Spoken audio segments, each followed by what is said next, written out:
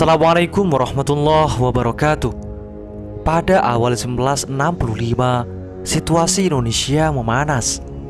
Beberapa ketegangan terjadi, mulai dari operasi Trikora di Irian Barat, Papua, hingga konfrontasi antara Indonesia dan Malaysia.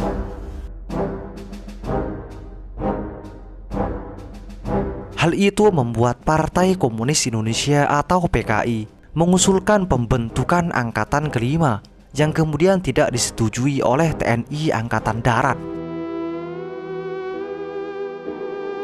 Angkatan Kelima merupakan angkatan bersenjata yang rencananya bakal diisi oleh kaum buruh dan tani. Subandrio dalam kesaksianku tentang G30S mengatakan bahwa Presiden Soekarno yang mulanya punya ide membentuk Angkatan Kelima. Subandrio yang merupakan mantan Wakil Perdana Menteri Indonesia serta pernah menjadi kader Partai Sosialis Indonesia melanjutkan, tujuan dibentuknya Angkatan Kelima adalah untuk menampung bantuan senjata dari Republik Rakyat Tiongkok atau Cina. Namun harian Sore Warta Bakti edisi 14 Januari 1965 dalam artikel berjudul PKI usulkan 15 juta masa tani dan buruh dipersenjatai, menyebutkan bahwa PKI adalah pencetus ide tersebut. Usulan itu disampaikan oleh Ketua Komite Sentral CCPKI, DN Aidit, pada awal 1965.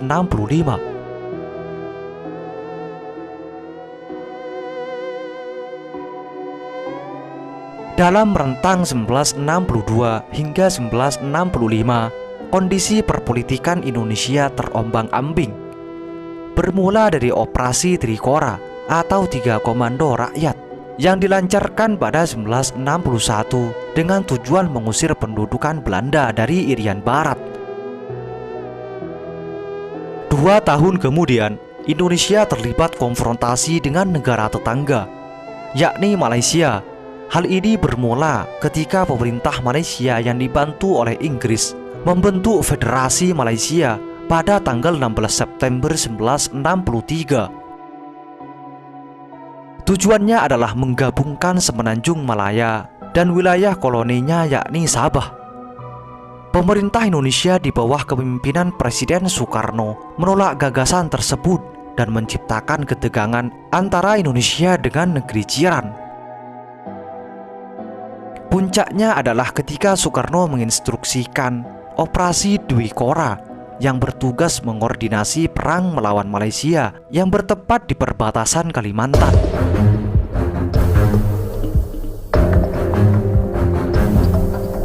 Gejolak itulah yang menjadi alasan utama Partai Komunis Indonesia atau PKI untuk mengusulkan Angkatan Kelima. Catatan Johan Rosa dalam dalih pembunuhan massal Gerakan 30 September dan Kudeta Soeharto 2007 menyebutkan bahwa PKI berani menuntut agar ribuan, jika bukan jutaan, rakyat sipil dipersenjatai dan diorganisasi sebagai Angkatan Kelima. Sejak 1962, militer Indonesia sudah memiliki 4 angkatan yang disebut sebagai Angkatan Bersenjata Republik Indonesia atau ABRI.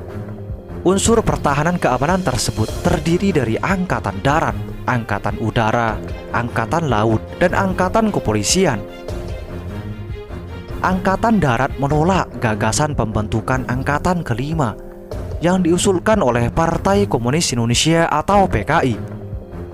Di antaranya Letnan Jenderal Ahmad Yani selaku Menteri atau Panglima Angkatan Darat kala itu menyebut bahwa Angkatan Kelima tidak efisien. Menurutnya, Satuan Pertahanan Sipil Hansip sudah cukup sebagai representasi pasukan sipil bersenjata. Letjen Ahmad Yani dan sejumlah jenderal Angkatan Darat pada umumnya memang anti-komunis. Mereka tidak heran jika kemudian mereka menayangkan penolakan secara tegas terhadap usulan Partai Komunis Indonesia atau PKI itu tentang Angkatan Kelima. Di samping dalih efisiensi, Ahmad Yani juga mengungkapkan potensi bahaya dari Angkatan Kelima.